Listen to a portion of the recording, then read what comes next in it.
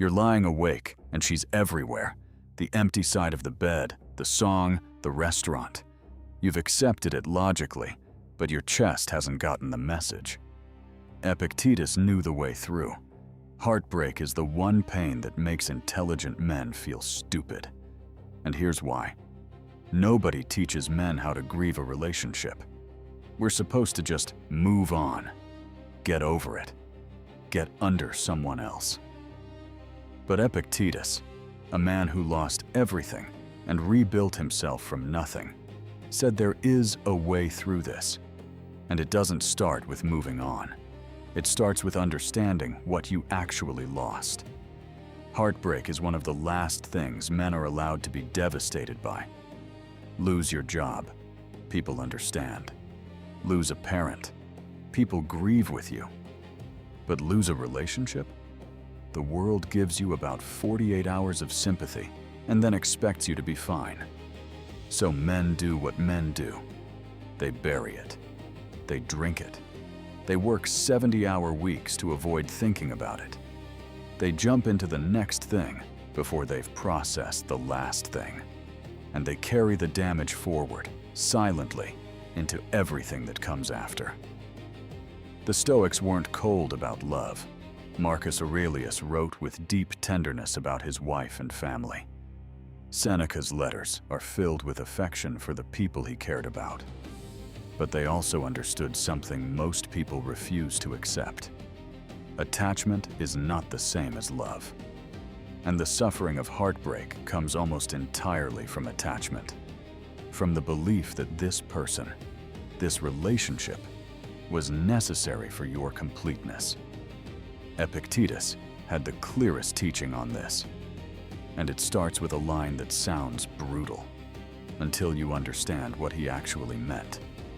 Epictetus wrote, "Never say of anything, I have lost it, but I have returned it."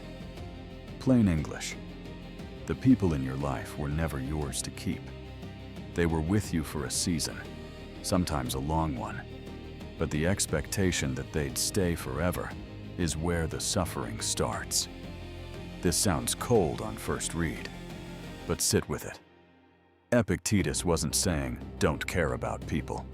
He was saying, every relationship is a gift on loan. Your partner, your friends, your parents, they were never guaranteed to you. The time you had together was real. The love was real. But the idea that it was supposed to last forever? That was an assumption. And assumptions, not reality, are what break us. When you reframe a breakup from, I lost something that was mine, to, I'm returning something that was never permanently mine, something shifts. The grief doesn't disappear, but the injustice does. You stop feeling robbed. You start feeling grateful for the loan. This doesn't mean you shouldn't want lasting relationships. It means you hold them with open hands. You love fully while the person is there, and you let go fully when they're not. The Stoics called this the discipline of assent, accepting reality as it is, not as you demand it to be. The habit that breaks this. If you're in heartbreak right now, write this sentence and read it every morning. The time we had was real. The love was real. And I can honor both without needing it to continue. That's not giving up. That's growing up. Marcus Aurelius wrote, everything we hear is an opinion, not a fact. Everything we see is a perspective, not the truth. Plain English, heartbreak hurts. That's real. But the narrative you build around it, I'll never find someone again. I wasn't enough. Love doesn't work for me. That's a story. And the story is doing more damage than the breakup ever did. After a breakup, your mind turns into a prosecutor building a case. It gathers evidence. Every insecurity you've ever had gets called to the stand. Remember when she said that? That was a clue. You weren't enough. You were never enough. This proves it. That's not truth. That's a grieving brain trying to make sense of chaos by creating a narrative. And the narrative it creates is almost always, something is wrong with me. The Stoics understood this loop. They called it adding to the injury. The first arrow is the event. The breakup happened. That hurts. The second arrow is the story. I'm unlovable. I'll always be alone. I wasted years. That arrow you shoot at yourself, and it does far more damage than the first one. Your job in Heartbreak is not to stop the pain. It's to stop the story. Feel the loss. Grieve it. But every time your mind starts narrating a future of emptiness or failure, interrupt it. That is fiction. The only fact is, this relationship ended. Everything else is a story your hurt brain is writing to explain why. And you don't have to believe it. The habit that breaks this. When you catch yourself spinning a narrative, I'll never find someone. I wasted my best years. Write it down and ask, is this a fact, or is this a feeling disguised as a fact? The answer is almost always the second. Facts don't catastrophize, feelings do. Seneca wrote, "The whole future lies in uncertainty. Live immediately." Plain English, don't rush to fill the gap with another person. Fill it with yourself. The strongest foundation for your next relationship is a man who is complete on his own, not a man who is desperately trying not to be alone.